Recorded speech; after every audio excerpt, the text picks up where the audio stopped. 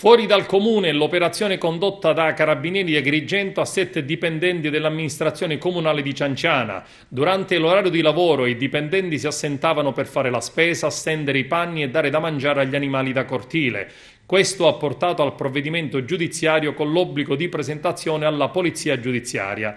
Il provvedimento cautelare disposto dal giudice delle indagini preliminari di Sciacca è stato emesso dopo un'indagine di alcuni mesi condotta dai carabinieri di Cammarata e dalla stazione di Cianciana.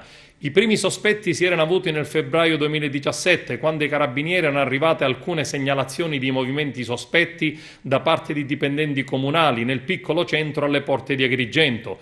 I primi riscontri fatti dai militari hanno portato a concentrare l'attenzione su 7 dipendenti comunali. Sono bastati alcuni pedinamenti e le immagini di 2 telecamere nascoste dentro e fuori il palazzo municipale per smascherare una prassi consolidata. Beggiare ad inizio e fine orario lavorativo ed uscire per occuparsi delle questioni private.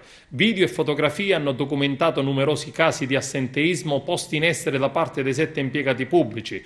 Infatti, durante l'orario di lavoro, gli indagati erano soliti uscire senza alcun permesso e soprattutto senza beggiare per occuparsi di questioni personali, come ad esempio fare la spesa, tornare a casa per stendere il bucato e dare da mangiare alle galline. Numerose le ore retribuite mai effettuate dagli impiegati trasformate in riposi compensativi.